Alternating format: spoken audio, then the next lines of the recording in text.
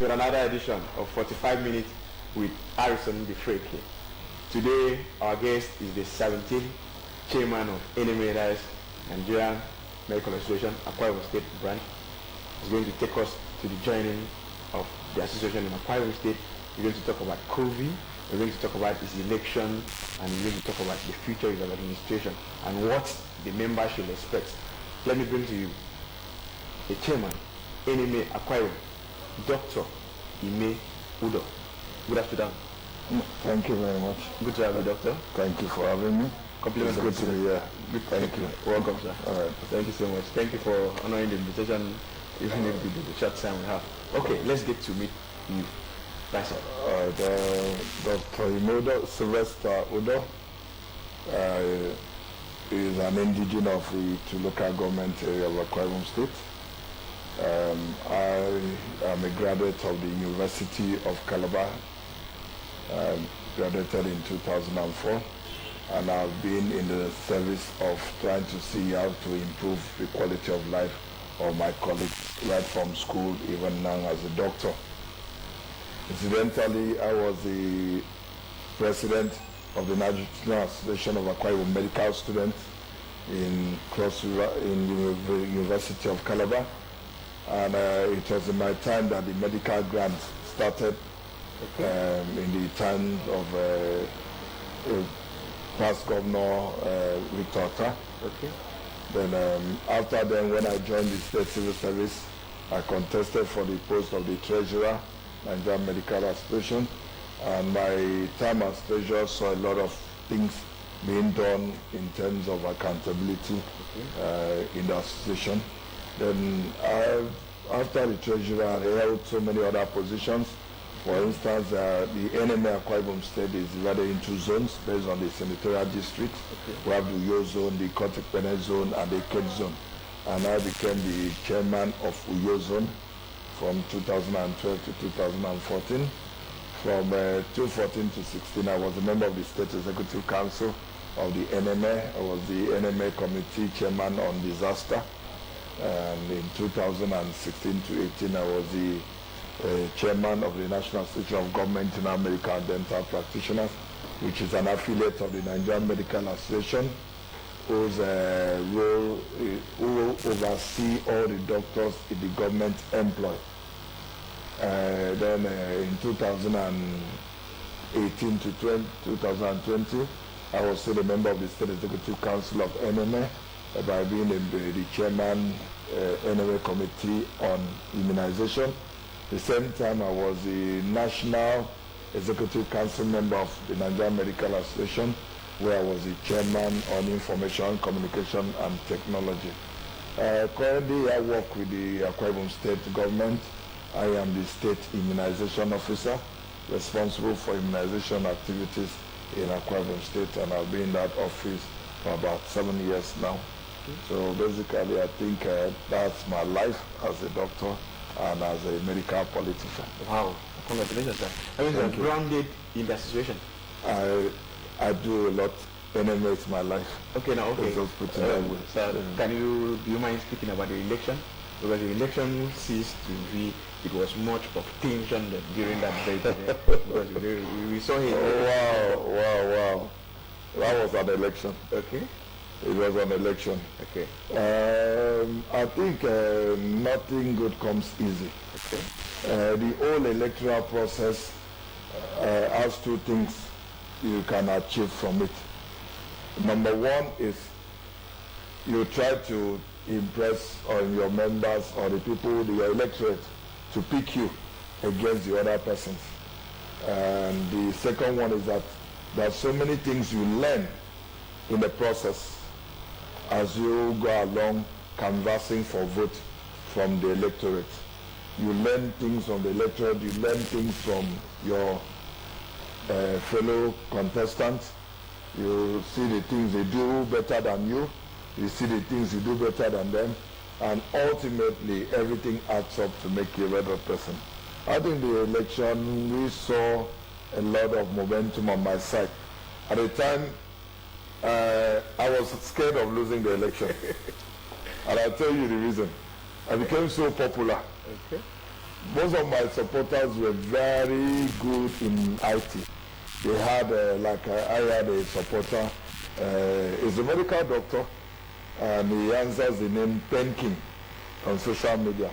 So he has about 2 million followers on Instablog. And he took my campaign to Instablog that people were calling me from outside the country, that you are the most popular face among doctors. And I'll be like, what if I lose this election? I'll be the most popular loser ever. But other things, my support system was also very strong. And they were not judging me for who I was during the campaign. They were judging me for who I was before the campaign. Okay. They saw a man that has always tried to make life better for the next person. Okay. And he started doing this 10 years before he ever sought for office. So when he was seeking for office, people saw it like, no, I think we'll do better with this man. Okay. He's been doing it, he shows it, and it's real. I mean, what we always know about him is who he will always be, not just because he has taken up a persona that it's an electioneering persona. I mean, when you want to contest an election, you get your best dress, you get your best picture, and use that for your banner and all. But I was trying to tell people, remember me for the picture I took 10 years ago when I wasn't interested in the election. Judge me with that, and know that moving forward, I'm not trying to pretend and show you who I'm not. I'm trying to show you who I've always been and who I've been in office and out of office. Few days in office, because I could remember you were inaugurated on 18th of June. Is correct? No. And from that 18th of June to today, what was the experience to the past 10 years? What was the experience? It's very tasking, I must confess. The NMA chairmanship, it's a very big role. I mean, you're the #1 doctor in the state. There's so much pressure, there's so much expectation, there's so much demand on your time, on everything. So I want to say from 18th of July till date has been quite eventful. My social media broadcast on most of the things I've done has been quite very low. People might begin to wonder whether I'm even doing anything. But I think I'm going to dust that campaign thing and begin to let people see what we have been doing, especially looking at the first 100 days in office. But so far, I think the first 1 week we use it to recover and use it for Thanksgiving week. For instance, I went to the teaching hospital and I moved from office to office, word to word, place to place, thanking doctors and asking them to still support me in my tenure, asking them to pray for me in my tenure.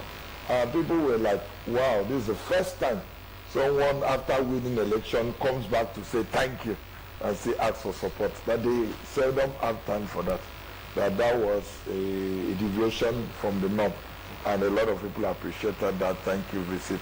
I called people and I still thank them, and they were like, I went, for instance, there was a group that came to support me, and I just surprised them on a Friday morning, and I went to thank them, and they said they've never seen that before.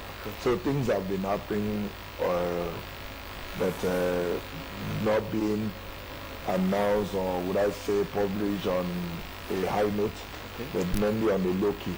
But I think that stops now. I need to let the world know that Akwa Ibom is working and the new chairman is working. You got a mandate when the demand from the doctor is very high. Yeah, I agree with you. Yes. And the NMA has become a brand name. Everybody knows NMA now. So I'm stepping in at a time where there's so much expectation from the doctors and from the NMA. So I think that's what the reality is. How are you going to manage this? Because your mandate comes where the world needs most from the doctor in terms of the COVID-19 and also other related. How are you managing that? I must let you know that I'm the chairman of doctors, not the chairman of Akwa Ibom State. So my principal responsibilities to the doctors. Okay. And I intend to make sure that all my campaign promises and even more will be done in my 2 years. Okay. But for the expectations of the public, I say that when we try to do things for doctors, it will extend to the public. Okay. For instance, we are here in the doctor's mess that was primarily built for doctors. But you are not a doctor and you're here. And a lot of non-doctors come here and they also get their refreshment and relaxation from here. Okay. So there are a lot of things that we'll do for doctors that will invariably rub off on the society and would touch them positively. So for the COVID-19, I think the NMA will be giving a supporting role to the government. The government has tried a lot in terms of COVID-19 response. Okay. I'm a member of the Incident Management Committee of COVID-19 since it started. And I would say that there are a lot of things Akwa Ibom is doing that other states are not doing. For instance, if a person is diagnosed of COVID-19 in Akwa Ibom, the government takes over every treatment of that person. So much so that if the person had a comorbidity, like some people have come with COVID-19 and we have ended up treating them for a renal problem, that's a kidney problem. And the government spends as much as 3 million naira treating a kidney problem that is not COVID-19. And the feeding, everything that happens throughout that period is free. So for us as NMA, the role we'll play is we'll applaud the government that they're doing well. They will look at the areas that we think will need a little touch and ask the government that they should also look at that area and see how they can improve. I mean, it's everybody's desire to improve on the previous day status. If the government has done well, there's nothing wrong in doing better tomorrow. There's nothing wrong in getting better than you were yesterday. And the other area we'll be expecting government to look at the COVID-19 response in the state is in the area of COVID-19 inducement for the healthcare workers. Okay. The federal government have started paying some extra monies to healthcare workers who are actually the frontline healthcare workers. They are in the forefront of the fight against COVID-19. And I think a little inducement there could help in the morale of the health workers. Don't forget, we have considered that the COVID-19 pandemic is a war. So we're actually in wartime. And in doing wartime, who are those that you need to make sure that they are in the best of mind? It's the soldiers. And the COVID-19 war, the soldiers are the health workers. And the doctors play a very significant role. To sadden you to know that we have lost a lot of health workers in this fight. So little, oh, you guys are doing well, okay, take this for whatever you can use to do in our allowances. I think that will help a lot to improve the response to COVID-19 in the state. But I must say that the government has done very well. You know, I love the way you speak. You speak with authority. When you say to speak with authority, you give us a figure that the government has spent up to 3 million. No, that's just an illustration. Yes. But I'm not quoting an actual figure now. Yes, but it could actually be more than that or less than that. But I'm just saying that a kidney management is an additional management to COVID-19 management. Okay. And whatever comorbidity is seen in the COVID-19 management, in the emergency operation center where the treatment and management is done, the government takes over that treatment of those comorbidities. That they spend so much money that they cannot even begin to quantify it. Okay. I think if government wants to show you that breakdown, you will be surprised. So let's not go into the 3 million or the 2 million or the 4 million. Let's just say that they manage the patients beyond the COVID-19. Yes. They look at other things. They manage the hypertension, they manage the renal problem, they manage the heart problem that is not primarily COVID-19.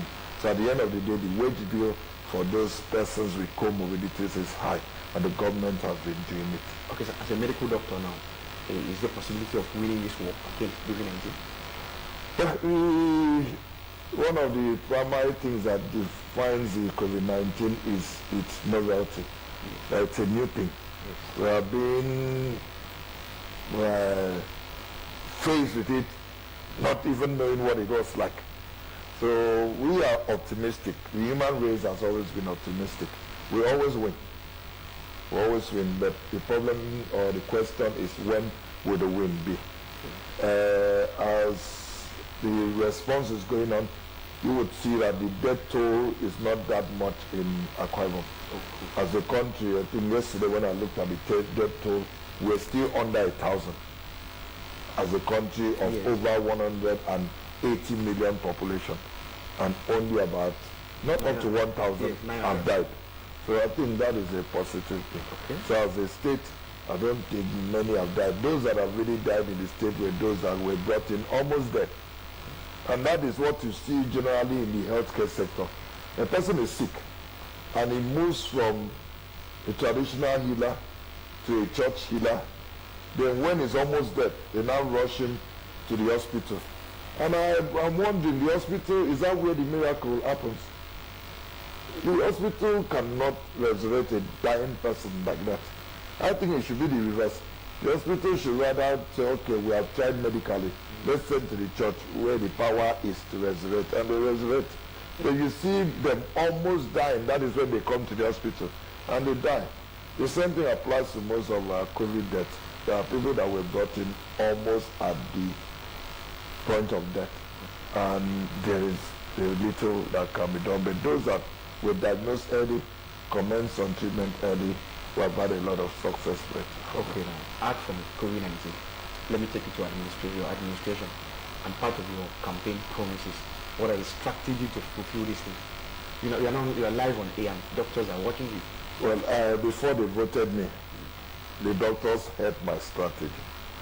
It was actually when they believed in my strategy, that was why they decided to vote for me. Okay. I didn't just tell them, I'll buy you a car, and they shouted, you will buy us a car. They voted me. I had to show them how I would go about buying them the car. Okay. And that was how I was able to convince the people to vote for me. So for the strategies, we're looking at, there are things we consider low-lying fruit, okay. The things that really will not need ceremonies to achieve them. And we have been achieving those things. There are things that will require funding and a lot of sensitization. If it has to do with government, a lot of advocacy. Okay. So those are the different things that we have spread out over time. We have the short-term, the medium-term, the long-term plan. And for instance, my long-term plans were things that people ask me, are you sure you can do this? For instance, I promised them that we're going to have a doctor's court phase 2. Okay. An estate for doctors. One of my predecessors 2 governments ago had started the doctor's court, and doctors subscribed to it. And I'm thinking that coming with the doctor's court phase 2, I'm promising that just like the way Lekki phase 2 is more prestigious and popular than Lekki phase 1, okay. The doctor's court phase 2 will be more popular. Okay. And I think that's one area that I told them we'll look into. The other area was the area of coming up with a water project, okay. Where we'll have MMA water, pure water in the first instance, and bottled water eventually. Okay. This is to give the public quality water to take, and also a means of increasing our visibility, okay. And also create kind of wealth for the welfare of the doctors. Okay. So basically, these are the major things that people saw were going to be demanding on money. But the other things are things like I expect to work with the government to see how we can furnish the call centers where doctors stay when they are on call in the hospital. Okay. Most doctors work 24 hours. Okay. You know, recently, I want to link the administration to it. Recently, the state government has also appointed a new commissioner for health in person of Professor Augustine Mo. And you know, you have to work with him directly. And you, before now, as a medical doctor, you know Prof very well. Okay, now, how are you going to harness the working relationship of the administration and the working relationship of the Ministry of Health, which you are also equally a staff? Okay. Remember, one of the first things I said here was that I am the chairman of doctors. Yes. I mentioned I'm not the chairman of the state. Yes. And the good thing about anybody's relationship is that it takes two to tango. Yes. A has to approach B, looking at who B is. Okay. So from the beginning, you must have an open mind on how your interaction is going to be. I'm looking at my commissioner as someone that will have a very fruitful working relationship with. In my opening introduction, I mentioned that I was one time the chairman NMA Committee on Disaster. Professor Augustine Vincent Moore was the one that appointed me the chairman of that committee. Okay. When he was the chairman of NMA 2014 to 2016. Okay. So we had worked together. I was a member of the State Executive Council, his own State Executive Council. Okay. That was when he was a chairman? When he was the chairman of NMA. So we have had this working relationship. Okay. And he also understands NMA more than anybody else would understand. Okay. Because he's a one-time NMA chairman. So as a chairman, he knows it's what the office demands from me. You understand? I'm taking over an office that there's a job description. I have to do what that office demands from me. Fortunately for me, he has been there, he has done that. So he'll be able to understand with me when I come with some demands, when I come with some positions. Okay. He will know that it's the NMA chairman talking and not Ime that is talking. Okay. There has to be a distinction between those two things. But like I said, I'm kind of very optimistic that it's going to be very fruitful. And I don't expect the administration to be a rocky one. I know what is expected of me as a civil servant and as an NMA chairman and as a doctor. Okay. And my duty is to make sure that there's no conflict of interest in any of these offices that I am planning to make sure that I give my best. How do you see his appointment? Oh, his appointment is very, very welcoming. Okay. It's a welcome development to doctors, to the health sector, and we don't see anything, we're not anticipating anything negative in this time. NMA in the previous administration was in a head-to-head with the government because of one of two reasons. In your administration, is it something different? But when I campaigned, my campaign was very funny. But do you understand what I'm saying, sir? I'm coming there. Okay. My campaign was funny in the way that I knew that some doctors expected me to say something, and I avoided saying them. Okay. For instance,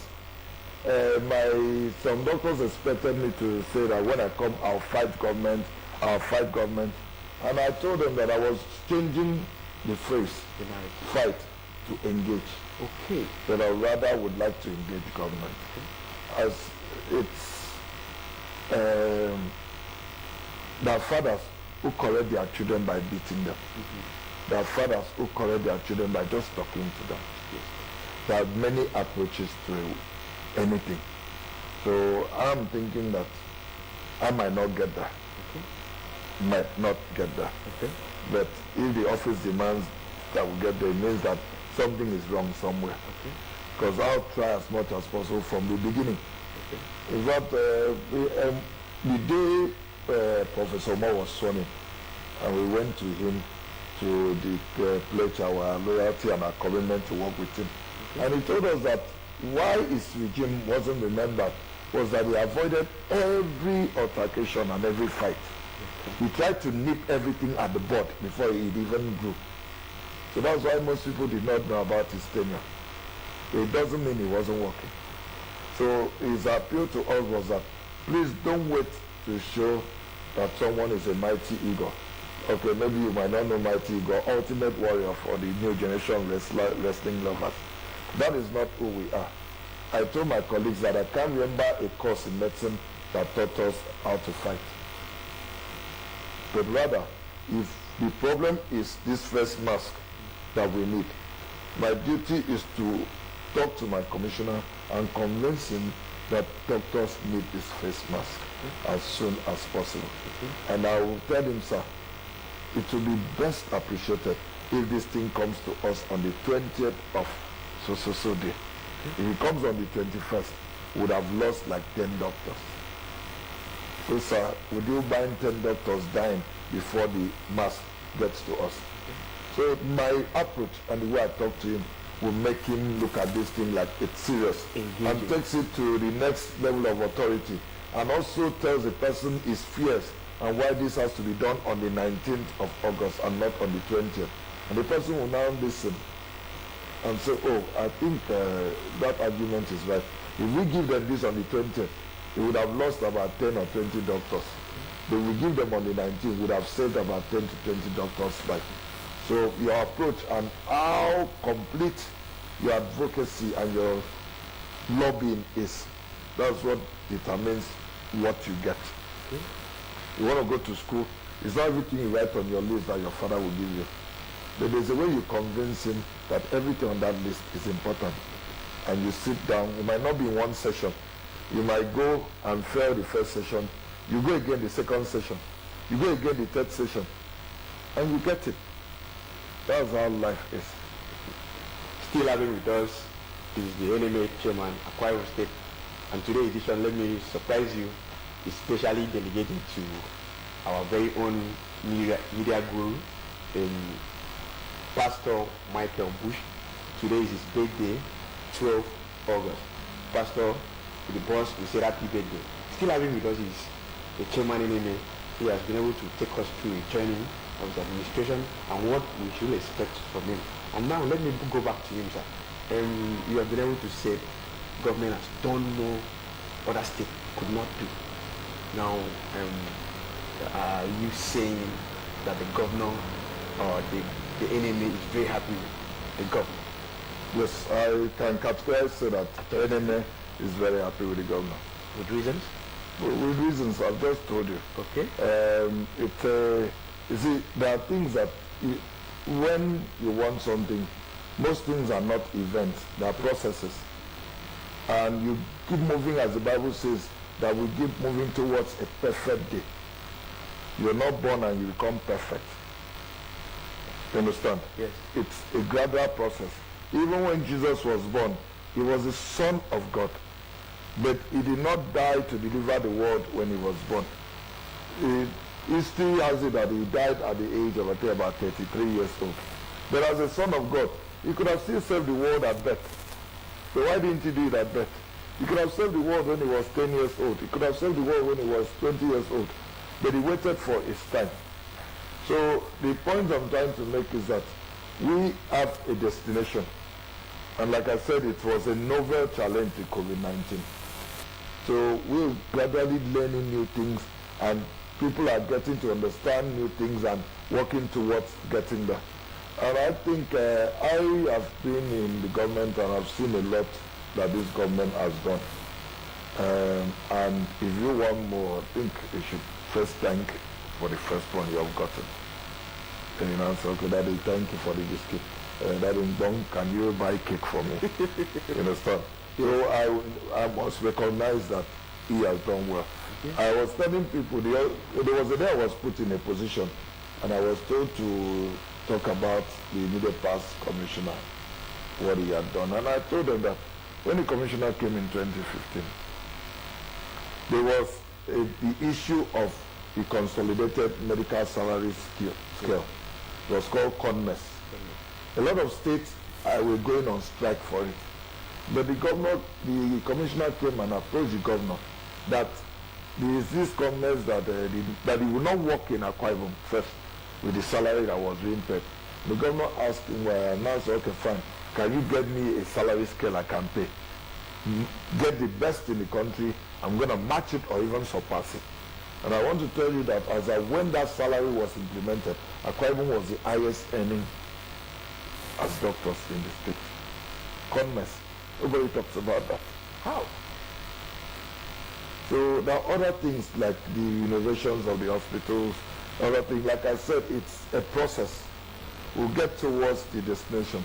We thank what the government has done so far.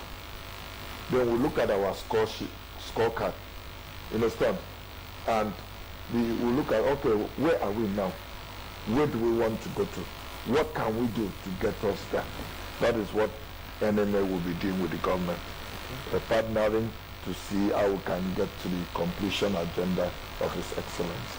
Wow. So NMA is on the completion agenda? We are here to support, and we expect that by supporting, we'll get the best out of supporting. Okay, now, we still have viewers online. Maybe we have questions to put up to you. And also, doctors are also watching us. Now, what do you have for the doctor? Say, doctor, please, hope for this out of your campaign.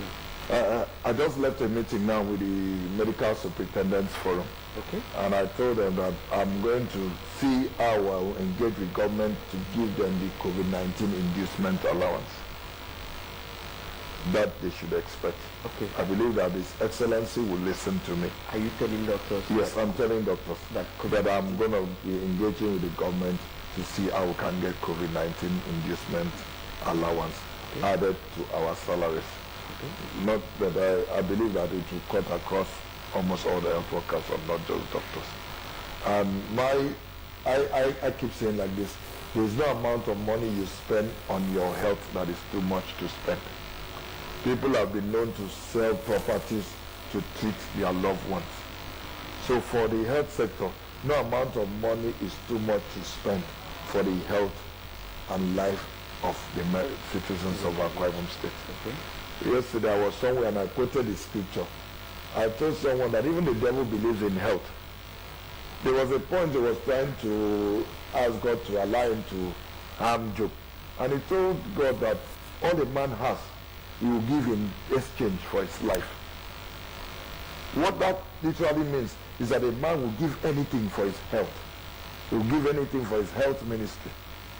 So I don't think there's any amount of money that we'll spend that will be too much to spend on the health sector. Okay. So if we'll be asking the governor to look on the health workers and see a way of telling them, you have done well. Thank you. You have lost your brothers and sisters. I think we can take this to support you in the things that you're doing. Okay. The health worker goes out from his work. He's afraid to go out and come back home.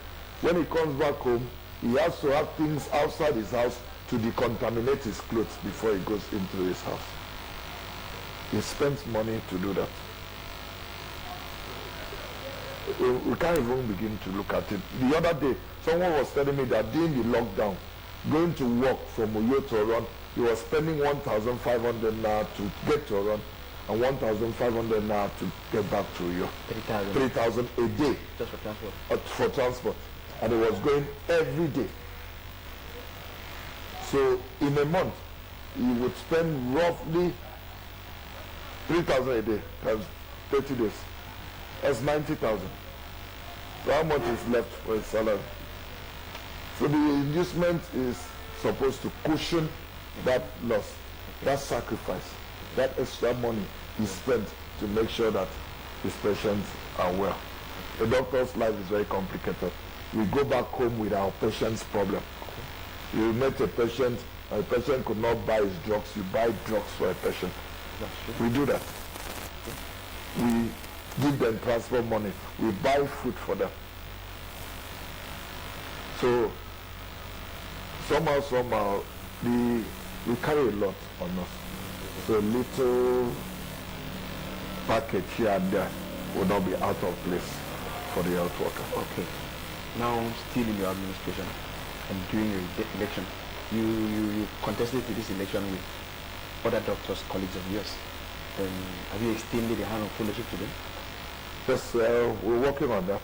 We have extended a hand of fellowship to them. Okay. And when I say we're working on that, the NMA chairman and Eugene as positions of state executive council members, like I said, being a chairman of one committee or the other.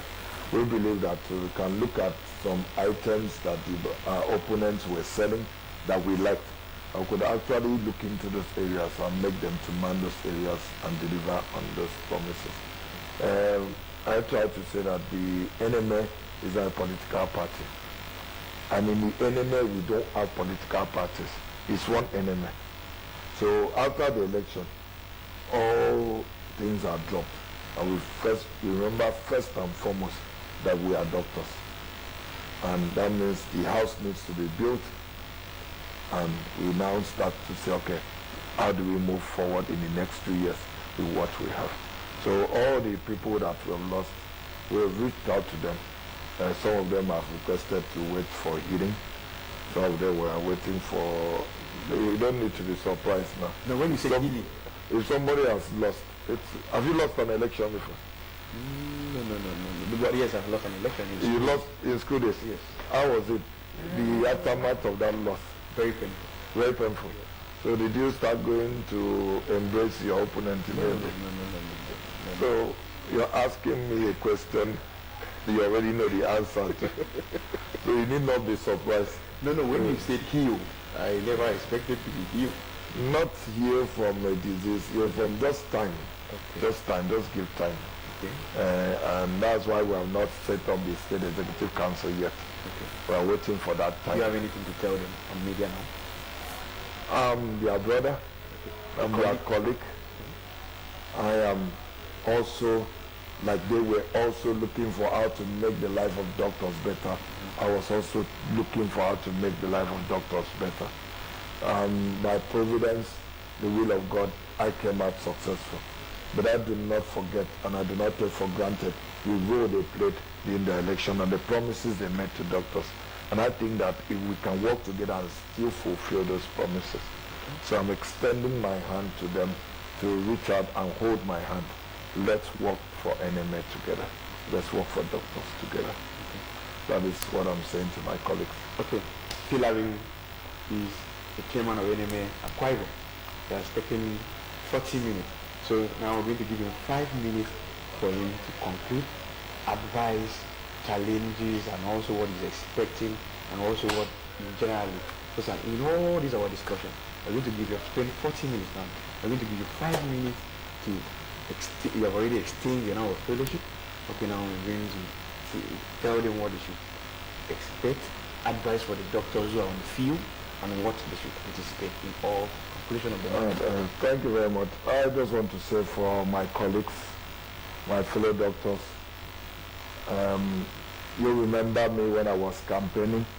You remember all my promises. I want to assure you that I'll keep those promises. I'll be looking at scoring a 120%. That means I would even have an add-on to what I have promised. And I'm asking for prayer and support in that area. And together we can make miracles happen. Okay. For the government, I'm coming in peace. I'm a man of peace. I'm asking government to please open their big pockets for us and accommodate us in a little request that we'll be coming for. We'll be making some requests to the government that would ultimately help the government to achieve its completion agenda for the health sector. The only thing better than a doctor is a happy doctor. The only thing better than a doctor is a happy doctor. By the time the doctor is happy, you can be sure that you'll be begging him to leave the work. I mean, I remember when a former excellency gave us cars to be going to work. People will be reaching work very early, and some doctors will say, if I have this car, I'll be living in the office. So, I mean, by the time doctors are happy, you can be sure that your patients will be happy, the health sector will be happy, and everything that we desire for the health sector will happen. For the public, the doctors have always tried to touch the public's life in one way or the other. One major aspect we try to do that is in our free health outreach. The free health outreach sees the public getting free medical care. Some get free surgical care that they would have paid as much as $200,000 to receive. They get it free. So we expect that in these next 2 years, we'll still be carrying out those free medical outreaches in the different parts of the state.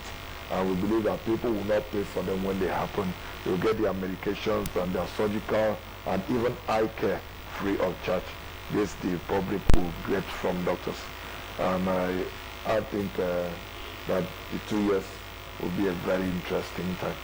2 years we're looking to the best times of our life. Doctor, can we say 2 years of testimony? we can say 2 years of testimony.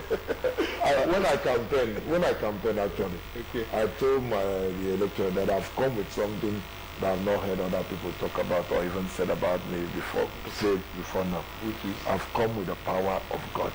Okay. I've come with the presence of God in enemy. Sometimes, you know the song that says, we may not know how, we may not know when, but he will do it again. Sometimes I look at it, these things look difficult, but I know that with God all things are possible. So the God factor is the major currency I'll be trading in the next 2 years. Oh. And I believe that with God, the sky is just the beginning. Okay, can we now say pastor, doctor? I'm not ordained. I've not been tested in that area. Okay. But let's just say, I tell people that I became a doctor by the power of God. Okay. I became a chairman by the power of God. And I'll also be a successful chairman by the power of God. We wish you the very best as a successful trainer. Thank you very much. Thank you very much.